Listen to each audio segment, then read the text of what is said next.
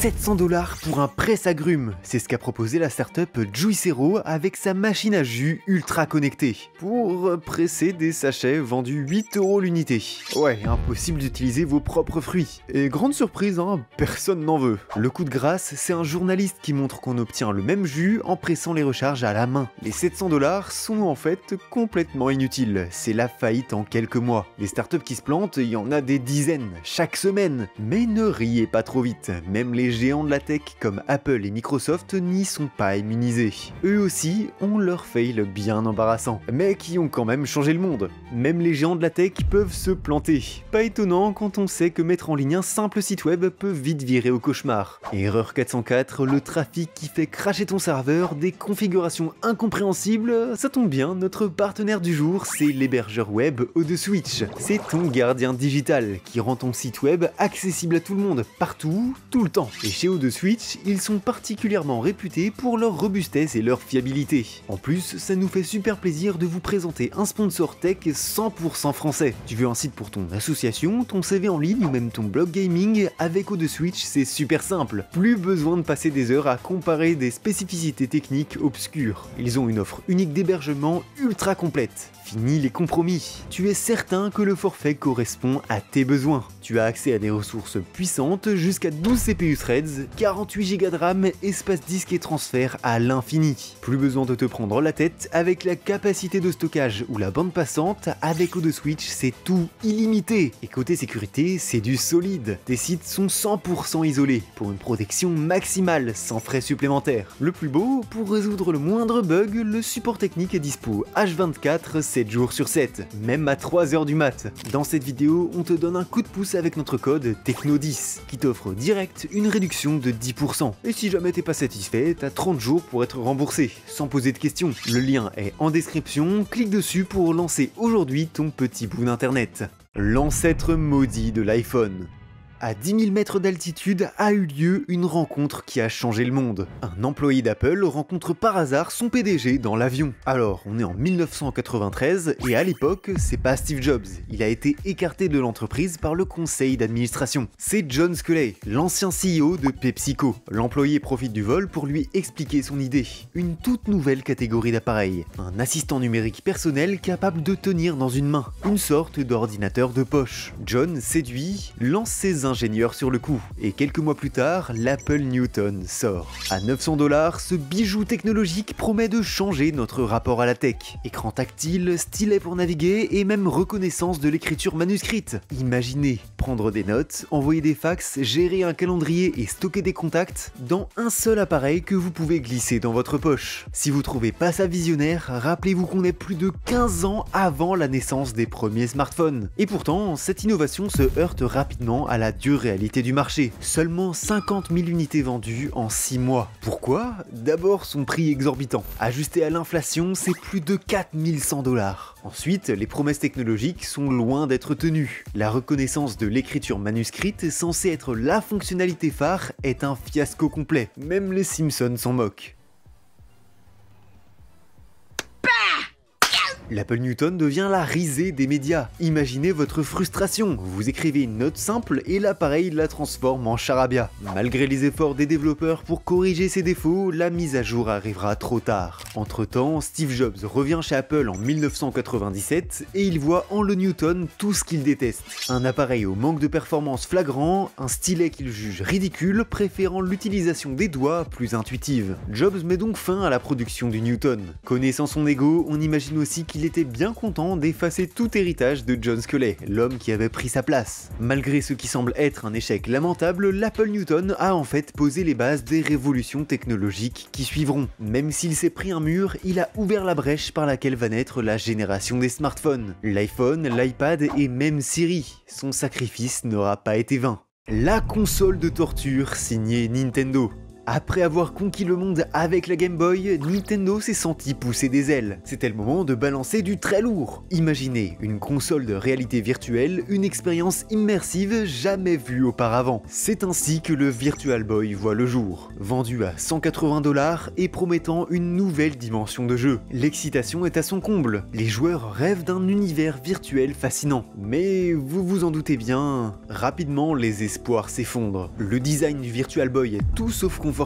Imaginez un casque avec des plaques en métal tellement lourd que Nintendo doit rapidement créer un support pour compenser ça. Pour jouer, il faut se pencher en avant, entraînant des douleurs à la nuque. De toute façon, vous risquez pas de rester des heures dans cette position, puisque la console n'affiche qu'en rouge et noir, ce qui, combiné à la 3D, fatigue rapidement les yeux. Nintendo se voit donc obligé de publier des avertissements. Maux de tête, nausées, les enfants de moins de 7 ans sont même interdits de Virtual Boy. Ça endommagerait le développement de leurs yeux. Oh, charmant. Un employé de Nintendo finit par révéler que lors de la phase de test, certains jeux provoquaient des vertiges si intenses que les testeurs devaient s'allonger. Résultat, un catalogue de jeux ridiculement limité. Seulement 22 titres disponibles. Même pour l'époque, c'est dérisoire. Face à ce fiasco, Nintendo tente de sauver les meubles en baissant le prix de la console à 99 $. Mais rien n'y fait. Seulement 770 000 unités sont vendues, une misère comparée aux 40 millions de Game Boy écoulés. Un vrai désastre. Malheureusement, le Virtual Boy va entraîner dans sa chute Gunpei Yokoi, le créateur principal de Nintendo qui quitte l'entreprise peu de temps après. Il faudra attendre 16 ans pour que Nintendo ait de nouveau le courage d'expérimenter la 3D. Et cette fois-ci, avec succès grâce à la 3DS. Sorti en 2011. Oula, ça nous rajeunit pas ça. Pas de casque cette fois, mais un écran innovant. Une leçon apprise de la manière forte. Le Zune-pocalypse. Imaginez aujourd'hui, vous essayez de relancer la mode des hand spinners. Bon, pas ouf comme idée, hein, mais c'est exactement ce que Microsoft a fait en lançant le Zune. En plein âge d'or de l'iPod, Microsoft essaye de se lancer dans la bataille des baladeurs numériques, espérant détrôner le roi incontesté. Sur le papier, le Zune a tout pour réussir. Une bonne qualité audio, une interface intuitive, sauf que par rapport à son concurrent qui sature déjà le marché, Microsoft n'offre rien de vraiment nouveau. Pas de fonctionnalités stylées pour séduire les utilisateurs d'Apple, pas de révolution dans l'expérience utilisateur. L'effet de surprise, nul. L'innovation, inexistante. En fait, le Zune ressemble tellement à l'iPod qu'on pourrait presque croire que c'est une mauvaise blague. Mais surtout, c'est le pire timing. 5 ans se sont écoulés depuis la sortie de l'iPod. Le marché est déjà pris. Et les utilisateurs sont fidèles à leurs petits bijoux blancs. Microsoft persiste, persuadé que son baladeur va faire sensation. Alors il continue les campagnes marketing. Aïe aïe aïe, difficile de convaincre le grand public quand votre message est complètement flou. Le seul argument de vente, c'est « Oh, c'est pas un iPod ». Ouais, mais tout le monde comprend bien vite que le Zune a été créé dans l'unique but de gratter des parts de marché, sans le moindre effort d'innovation. Et ça pardonne pas. Les ventes stagnent, les critiques fusent, le Zune devient rapidement le symbole du produit de trop. Lancé sans réelle conviction, juste pour faire la guéguerre. La goutte qui fait déborder le vase arrive le 31 décembre 2008. Tous les Zune du monde se figent, complètement inutilisable. C'est le Zune-pocalypse. La cause, 2008 était simplement une année bissextile. Et l'horloge a pas du tout supporté ce jour supplémentaire dans le calendrier. Le Zune aura au moins eu le mérite de finir en apothéose. La mise à jour la plus détestée de l'histoire. Tout le monde adore Windows XP. C'est peut-être pas étonnant aujourd'hui, mais grâce à son efficacité, sa robustesse, sa simplicité, il a conquis un nombre incalculable de machines. Pourtant, on a beau le trouver génial, 6 ans après sa sortie, il commence à faire un peu vieillot. Microsoft, le géant inébranlable, se lance donc dans la mise à jour du siècle, pour donner naissance à, tada, Windows Vista. Annoncé comme la révolution du système d'exploitation, il a intérêt à faire ses preuves. Car oui, le King XP, sorti en 2001, avait réussi à combiner deux anciens OS, avec un succès phénoménal. Pendant 10 ans, il restera l'OS le plus utilisé du monde, une véritable domination. Alors pour rester à la hauteur avec Windows Vista, ils ont balancé du lourd. 50 millions de lignes de code. C'est comme si on passait d'un vélo à un tank. Ce logiciel mastodonte accumule une quantité impressionnante de fonctionnalités pour un design vendu comme époustouflant, grâce aux effets de transparence ou aux widgets, avec juste un tout petit souci. Il est tellement lourd qu'il fonctionne à peine. Par exemple, là où XP vous demandait seulement 64 mégas de RAM, Vista lui 16 fois plus. Autant dire que c'est le jour et la nuit. Pour beaucoup d'utilisateurs, c'est un choc. Leur ordinateur chéri sous XP devient une tortue sous Vista. Dans la foulée, les problèmes de compatibilité pleuvent. Microsoft avait réussi à combiner ses prédécesseurs, Windows 95-98 et les logiciels NT. Mais avec Vista, complètement nouveau, les entreprises IT se retrouvent face à un mur. Impossible de mettre à jour sans des montagnes de problèmes. Les logiciels, les périphériques, tout met systématiquement un stop à Vista. Certaines compagnies décident même de payer un supplément pour que leur PC soit encore sous XP et pas Vista. De son côté, Apple se marre bien et en profite pour convertir les déçus à Mac. Pour rattraper tous ces déboires, Microsoft met le turbo pour sortir en seulement 3 ans un tout nouvel OS, Windows 7, qui reprend les idées de Vista mais les affine, les allège et surtout les rend fonctionnels, si bien que beaucoup d'utilisateurs passent directement de XP à Windows 7. Mais au fond, Vista aura été nécessaire pour essuyer les plâtres et permettre à son successeur de briller. Ironiquement, l'enfant maudit de Microsoft est devenu la base solide sur laquelle Windows 7 a pu bâtir sa renommée et dominer le marché pendant des années. Le téléphone qui fait rien. Twitter a sorti un smartphone. En pleine explosion des réseaux sociaux, alors que l'iPhone 3G fait sensation avec son écran tactile et ses applis, Twitter, ou plutôt X, décide de surfer sur la vague et de lancer son propre appareil, le Twitter Peak. Promis, non, c'est pas une blague. Alors que tout le monde se précipite sur des smartphones multifonctionnels, Twitter mise tout sur un gadget dédié uniquement à tweeter. Pas d'appel, pas de SMS, juste Twitter. Et tout ça pour le prix d'un iPhone 3G. Génial, non ? Pas vraiment. Pile au même moment, les smartphones déferlent sur le marché. Alors oui, à l'époque, la majorité des gens ont déjà un portable, mais ils ressemblent davantage au Nokia de ta mamie. Les écrans tactiles, les applis, c'est une sacrée révolution. Et oui, ce qui séduisait les utilisateurs avec l'arrivée de smartphones, c'est le concept d'appli, qui les transformait en super gadgets multifonctionnels. Et Twitter a proposé complètement l'inverse. Se promener avec plusieurs appareils dans la poche pour chaque service différent, ouais, c'est complètement absurde. Même les tweetos les plus fervents en ont vite été dégoûtés. Ils vibraient et sonnaient systématiquement à chaque nouveau post. Niveau interface, sur la page principale, vous ne pouviez voir que les 3 premiers mots et demi de chaque tweet. Pour lire la suite, il fallait venir le sélectionner avec les touches. Ouais, interminable. Et oubliez le scroll, vous étiez obligé de les parcourir un par un, en appuyant à l'infini sur suivant. Bref, lire ces tweets, pourtant la seule et unique fonctionnalité, c'était devenu un véritable calvaire. L'appareil causait plus de problèmes qu'il n'en résolvait. Obsolète dès sa sortie, Twitter Peak n'a donc pas fait long feu face aux smartphones toujours plus performants, et sa production est totalement arrêtée 3 ans plus tard. Il pourrait pourtant s'offrir un retour inattendu, grâce à la nouvelle mode des dumb phones. Le principe est simple, se protéger des addictions modernes grâce à des téléphones aux fonctionnalités ultra basiques. Sans les superflus, moins c'est fun à utiliser, mieux c'est. Faut croire que le Twitter Peak était trop en avance sur son temps. Quand tes lunettes d'espion espionnent ta vie privée.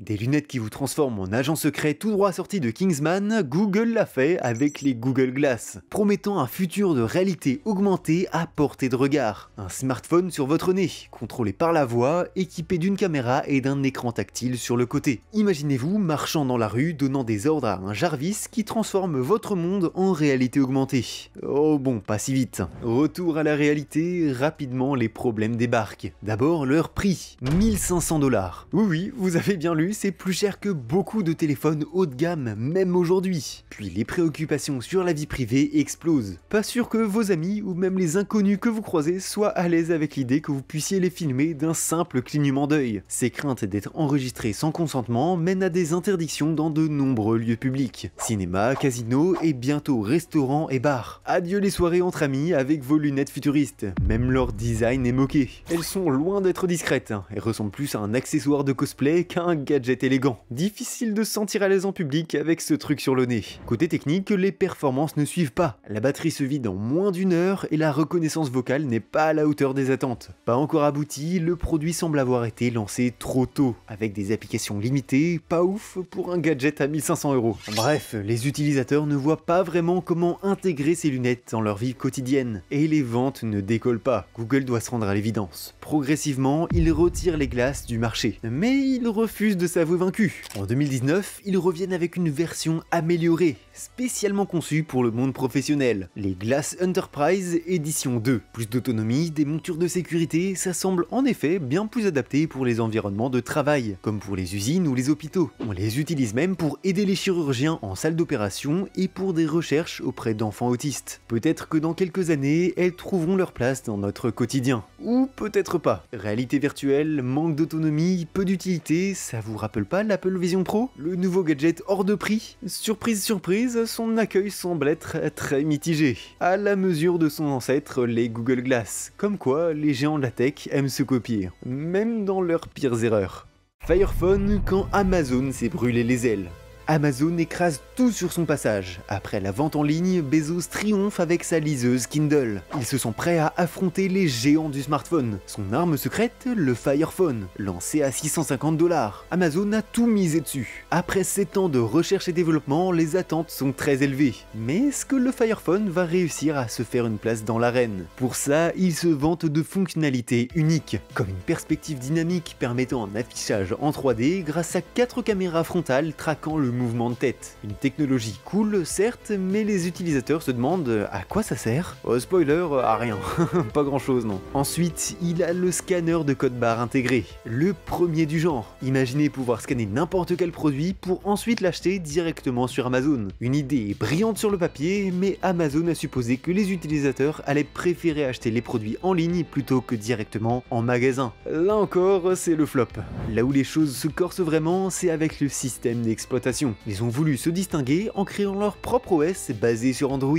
Problème, cet OS ne permet pas d'accéder à la totalité des applis. Ils ont supposé que le développeur allait se ruer sur l'occasion et créer des applications pour le Fire Phone. Ouais, pari bien raté. Malgré une forte promotion, les ventes ne décollent pas. La compétition est trop forte. Même en baissant le prix de 200 $, le Fire Phone ne séduit pas. Et sa production est arrêtée dès l'année suivante. Une hécatombe. Pourtant, Jeff Bezos était tellement convaincu du succès du Fire Phone qu'il aurait personnellement supervisé les moindres détails de son développement, carrément jusqu'à l'emballage des produits. On raconte qu'il envoyait des emails à son équipe à toute heure de la nuit avec des suggestions de dernière minute. Ah, c'est pas suffisant. Le flop le plus explosif. Cette fois, rien ne laissait présager la catastrophe. Avec des fonctionnalités et un design de pointe, le Galaxy Note 7 de Samsung promet d'être le nouveau chef-d'œuvre du titan de la tech. Les fans sont hypés et les précommandes explosent. Enfin, ce qui va vraiment exploser, c'est pas trop les ventes. En moins d'un mois après le lancement, les premiers rapports commencent. Plus de 30 téléphones ont littéralement pris feu ou explosé. La cause, un défaut dans la batterie fournie par un sous-traitant, ou une déviation de l'électrode négative provoque des courts-circuits. Samsung réagit rapidement et rappelle 2,5 millions de téléphones dans 10 pays. La panique est totale, mais la confiance des utilisateurs reste étonnamment forte. Beaucoup préfèrent un nouvel appareil plutôt qu'un remboursement. C'est vrai, ça devrait s'arranger, non? En vérité, c'est que le début du cauchemar. Malgré le changement de fournisseur de batterie, de nouveaux cas d'explosion apparaissent. Le point culminant du drama, un vol de Southwest Airlines, où un Galaxy Note 7 commence à fumer et à crépiter après avoir été éteint. L'avion est évacué en urgence. C'est un désastre médiatique. Il s'avère que les batteries du second fournisseur sont aussi défectueuses, avec des bavures anormales de soudage par ultrasons. Cette fois, Samsung n'a pas d'autre choix que d'annoncer l'arrêt total de la production du Galaxy Note 7, seulement 2 mois après son lancement. Cette décision coûte à l'entreprise environ 5 milliards de dollars en manque à gagner. Ils gardent pourtant leur sang-froid et prennent 120 jours pour revoir intégralement leur chaîne de production, afin de détecter et corriger les moindres défauts. Et lors de l'enquête, tiens, on apprend que des employés de Samsung avaient exprimé des préoccupations sur la qualité des batteries, bien avant le lancement. Mais ça avait pas été pris au sérieux. Déterminée à ne plus jamais revivre un tel fiasco, l'entreprise met en place de nouvelles mesures drastiques. Il crée un groupe consultatif sur les batteries composé de spécialistes et de professeurs des plus grandes universités. L'entreprise conçoit un système de sécurité des batteries en 8 points, incluant des tests de durabilité, de charge et des charges et même des tests de désassemblage. Point positif, cette claque ne se contente pas de secouer Samsung, elle alerte aussi ses concurrents qui fixent des nouvelles normes de sécurité pour éviter des incidents similaires. Finalement, cette catastrophe aura permis de renforcer les standards de sécurité et de production de toute l'industrie de la tech. Une preuve de plus que même les géants peuvent se planter spectaculairement. Même avec des milliards de budget, personne n'est à l'abri d'un bon vieux flop. Mais c'est ça qui est passionnant. C'est raté, c'est la tech qui avance, qui tâtonne et se réinvente sans cesse. Comme disait Clémenceau, il n'y a qu'une seule façon d'échouer, c'est d'abandonner avant d'avoir réussi. Encore merci à O2Switch, l'hébergeur web 100% français, de nous soutenir. Hébergez votre site sans souci avec des ressources illimitées et une sécurité maximale, grâce au lien en description et à notre code TECHNO10. Encore merci à eux, on vous fait des bisous, allez les amis, abonnez-vous et ciao!